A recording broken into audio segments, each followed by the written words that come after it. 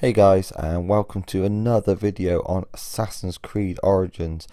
Now today basically I'm doing a wrap up of all the information I've seen that's been given so far. I'm going to be dropping bits into the video and new screenshots as well, and a few of the artworks they've put in during along the way.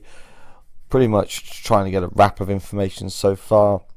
As always, any new information that comes out that I'll come across, I'll be dropping that into future videos, and I'll be doing a wrap up just before the release of the game, and I'll be doing a review of the game when it comes out, as I'll be grabbing it as it's released. So, as we already know, it's set in ancient Egypt, and they have confirmed, obviously, the assassin in it is going to be called Bayek, who is, his background basically, when the pharaohs are still around, Bayek was one of the bodyguards that worked for the pharaohs. The game is set just after the pharaohs have finished, so it got that time round where they were trying to find new power. We're going to see basically if that plays into the actual storyline, and basically Bayek is considered as an old relic of an age that's past, who's trying to find his way in the new world of Egypt. Looks like it's going to be pretty cool with building up an actual story for him properly. It's a bit of a split what they've shown so far. It looks like they could go to a real class story where everything's set up and exciting and find a new path, but there have also been notations that show that he could have a very similar story to Connor from Assassin's Creed 3, which, let's face it, I wasn't a big fan of Connor personally. I think it was one of the things that brought Assassin's Creed 3 down. Though it was a good game, of course, it just didn't quite match up to a lot of the other games. One of the things they're showing with Bayek, obviously, is a tradition of him having the hood, but he's wearing the hood but no shirt. I mean, just look at that for a second. To me, it doesn't entirely make sense. I mean, but I'm sure Ubisoft, as they always do, will come with one of their fantastic ways of turning a story to show why something really weird is being put in place anyway. So another thing they're putting into the game is an eagle called Senu, who works like a drone type. I'm not really sure how I personally feel about this. Obviously, let me know how you guys feel from what you've seen in the footage in the comments, please. I'd love to know what you think of this. Basically, Senu acts like a drone who can fly overhead and see enemies ahead, and obviously Bayek can see through Senu in some weird sense kind of way, basically to what's ahead, and can also control Senu to come down as a distraction to break up fights or to put a guard somewhere out the way if you're trying to be stealthy. Obviously, I'm guessing this is some kind of origin to do with the old Eagle Vision, which I'm hoping so, because it would just be a weird basic mix for the Eagle Vision.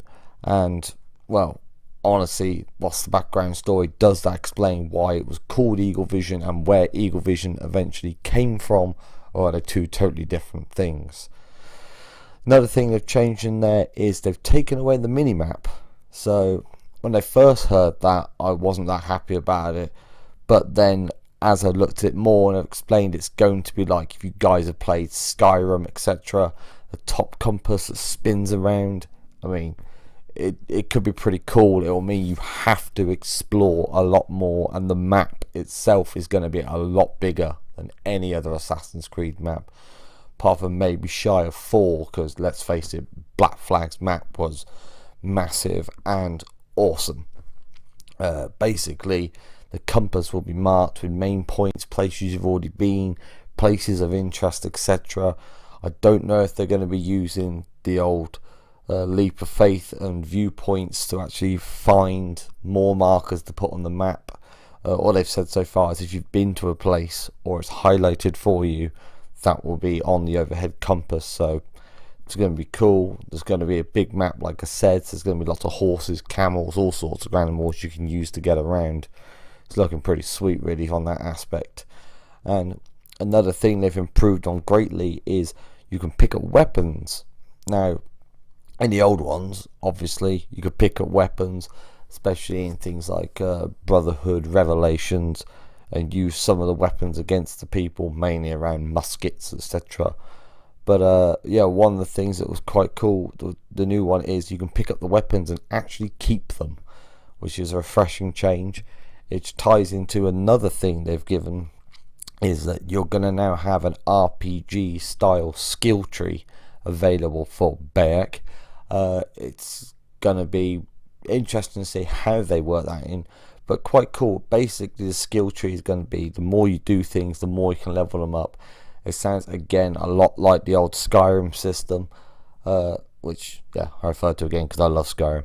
But the system they have basically will mean you can change how you develop weapons, which weapons are stronger than others by which ones you assign points to. And the cool thing is, on top of it, because of doing it that way, you can create a style of assassin you've got instead. Like, their tree is going to be broken down to 3 main types. One is going to be like a stealth type, which is obviously the traditional assassin's type, using the hidden blade, using things that you need to for distractions, obviously including Senu by the sounds of it.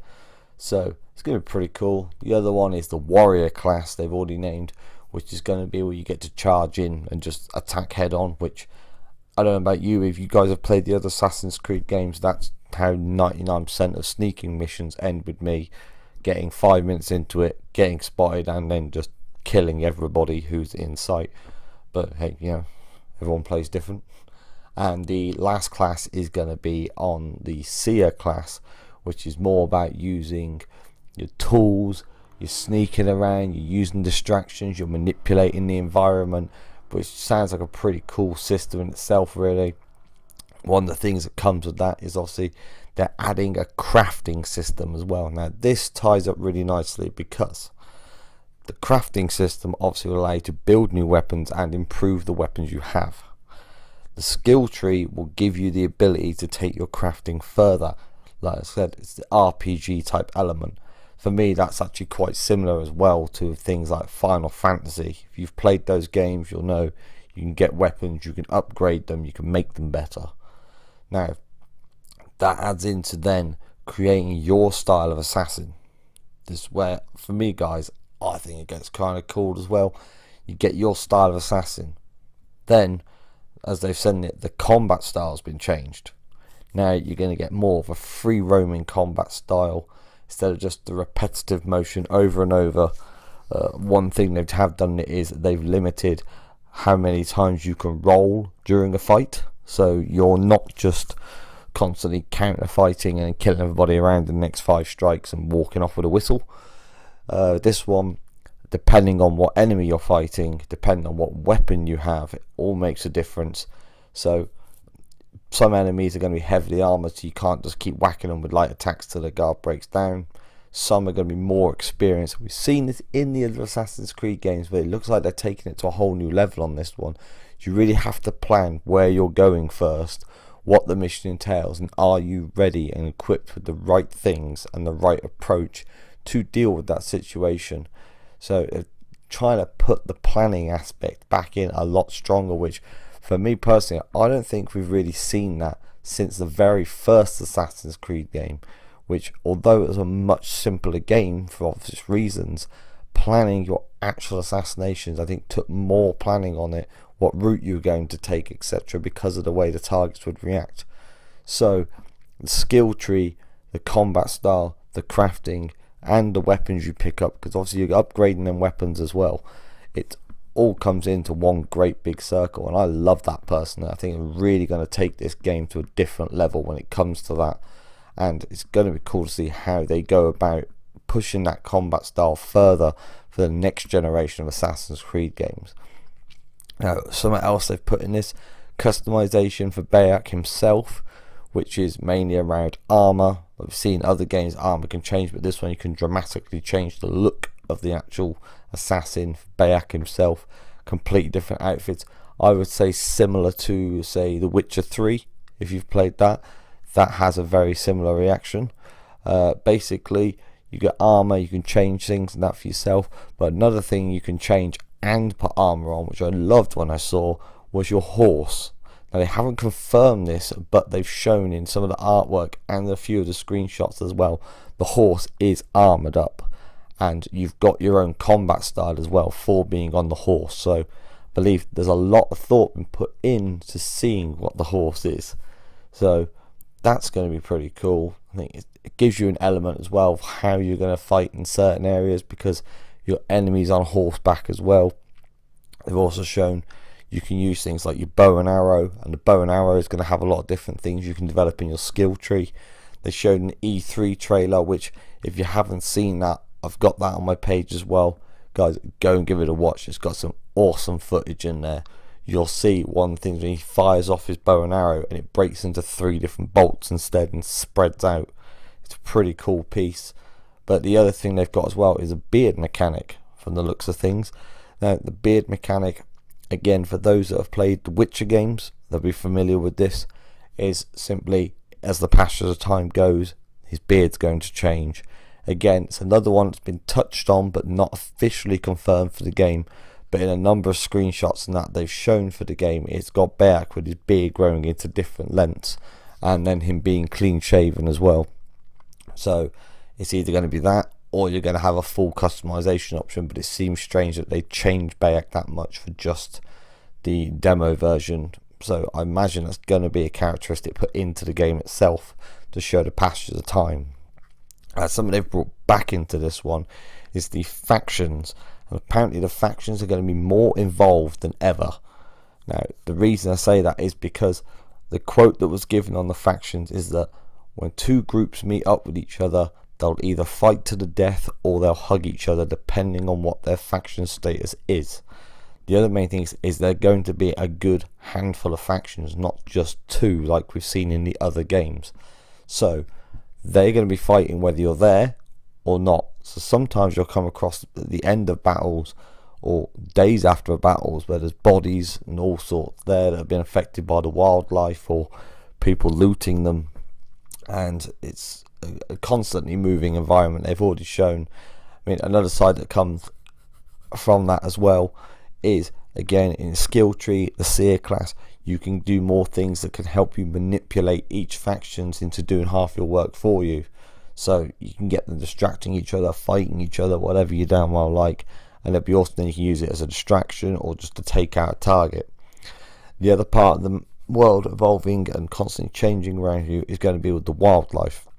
Now, again, with that, it's shown with the wildlife, you're going to be able to tame them, you're going to be able to hunt them, you're going to be able to do all sorts, and you don't have to be there for the wildlife to be active.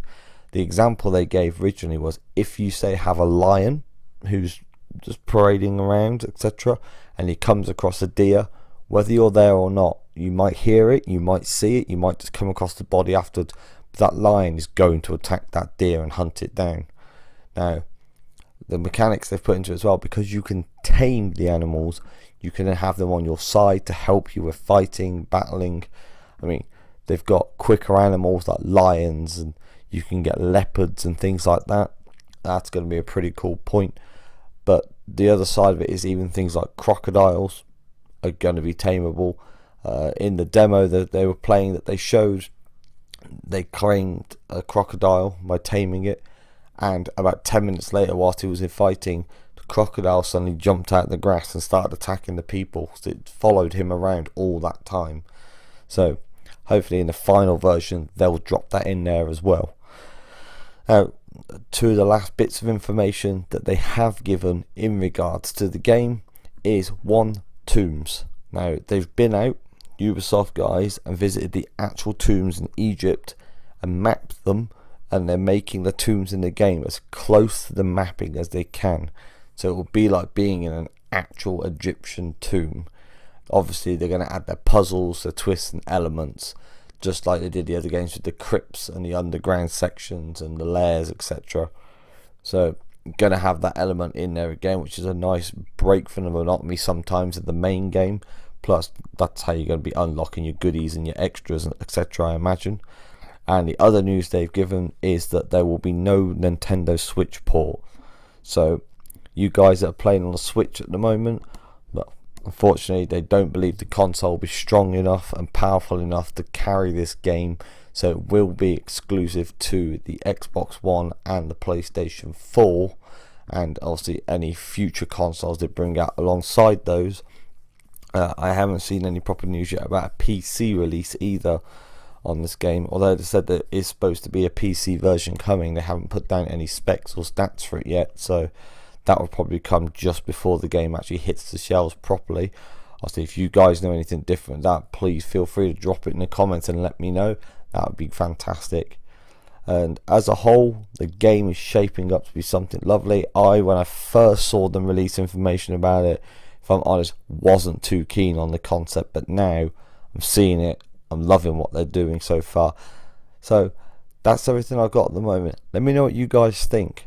The last video that I brought out on this, where I brought first information, I have to say as well, I got a lot of love and support on that video, and I have to thank everybody who watched it, who took the time to let me know what they thought of it.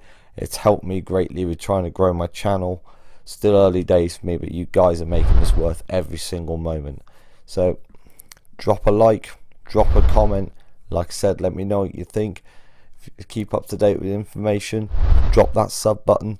I'll make sure I reply to any comments I get on as well as soon as I'm able to, and I will see you out there.